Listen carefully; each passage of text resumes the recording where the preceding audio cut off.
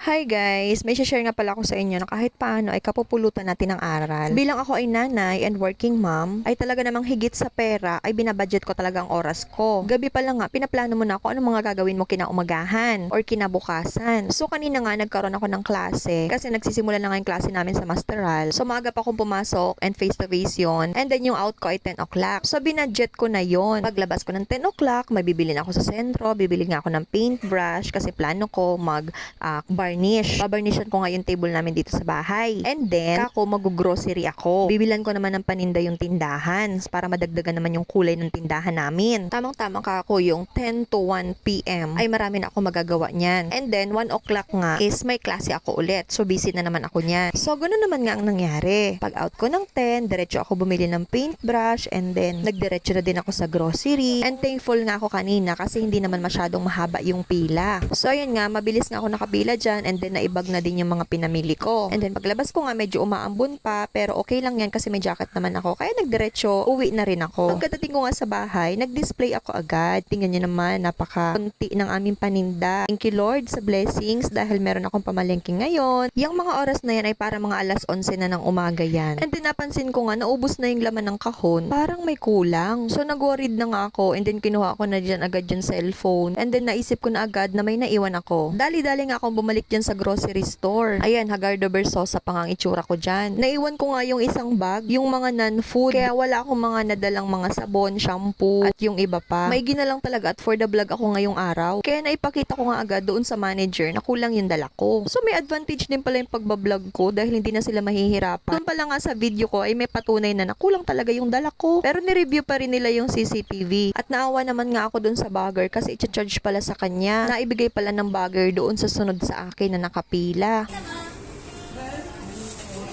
Pasensya na kayo ha, tiwala man din kasi ako ay. Oo, kawawa man yung, ay masususog nyo naman, ay maigi naman. Kasi kawawa man yung, buti kong mayaman ako, hindi ko na talaga yan. Kawawa man siya.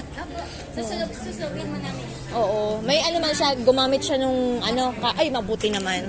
Sige, salamat din.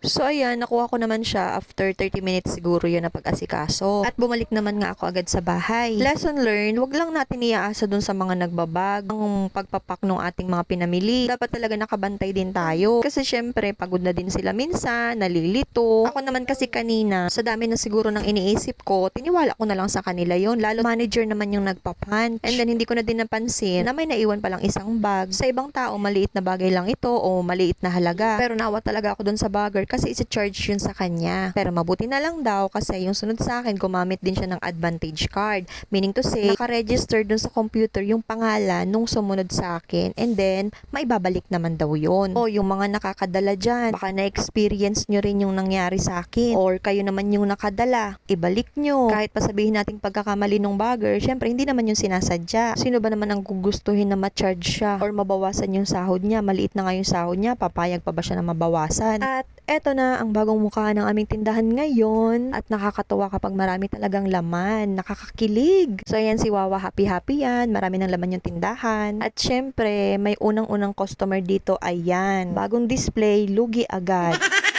Joke lang. So dahil pasado alas 12 na niyan, wala na nga akong ibang nagawa. Yung binadget ko ngang oras ay hindi ko nga nagawa. At dahil gutom na, kumain na ako agad. Mabuti na lang at nakapagluto si Dada Tisoy ng masarap na ulam. Napawi ang sakit ng ulo ko at pagod. At syempre ang gutom. Kain po tayo. Sunod naman nga dyan, dahil alauna na, yon may klase na naman ako. Almost 3 hours nga yan. Mabuti na lang at online dahil parang naubos na talaga yung energy ko umaga pa lang. Hakay nga ako ng hakay dyan. Nakakaantok naman talaga pag nag-online class. Hindi ko nga masyadong feel mag-aral ngayon pero wala akong magagawa, kailangan. Pasasaan ba't matatapos din yan? Pagkatapos nga ng klase ko at maliwanag pa, maganda ang oras ngayon. Mahangin, hindi masyadong mainit. Inilabas ko na nga itong center table na babarnisan ko. 2 taon nga mula nang nabili ito ay hindi ko man lang yan nabarnisan. Laging punas-punas lang. Yung ilalim nga marami ng lawa. Pag ganito nga mga ginagawa ko ay nawawala ang sakit ng ulo ko. Pero kapag nag-a-attend ako ng online class or ng klase ay talaga namang masakit ng ulo ko. Yan ang mga gusto kong ginagawa. Magtanim, magparabot tingutingting, kung ano-ano. So ayan na, hindi ko naman siya nagawa kaninang umaga, nagawa ko rin naman nung hapon. Mukhang bago na ulit yung aming center table. At dahil may natira pang kaunting varnish, ikinuskos ko nga dito sa plantsahan. Yan ay namanak ko pa sa aking lola. Parang mas matanda pa sa akin yung plantsahan na yan. Hindi ko alam kung anong kahoy yan, parang kamagong pagkatibay-tibay. At dahil natapos na nga ako sa aking ginagawa, naisipan namin mag-ani ng kanggos. Kanggos sa Bicol, sa Tagalog, kamoteng kahoy. Tanim ko nga mismo ang kanggos na ito. Nakakatuwa dahil may mga laman na siya na lumalabas, so pwede na siyang anihin. Ito naman si Tita Umboy, pinipitas niya yung mga dahon na talbos dahil gugulayin daw niya. Medyo matigas nga ang lupa dito sa amin, kaya binubungkal-bungkal ko muna yan bago ipahila. Tinulungan na nga kami dyan ni Uncle Joe para mabunot na yung kanggos. Ang saya talaga kapag may natataniman, libre ang pagkain. Hindi ka nabibili. Syempre, sariwa. At syempre, dahil meron tayong inani, kailangan magtanim tayo ulit. At nang sa susunod, ay meron din tayo ulit aanihin. At eto na, merienda time na. Naluto na ni Wawa ang kamoteng kahoy na ginataan. Kain po tayo. Salamat sa inyong panonood.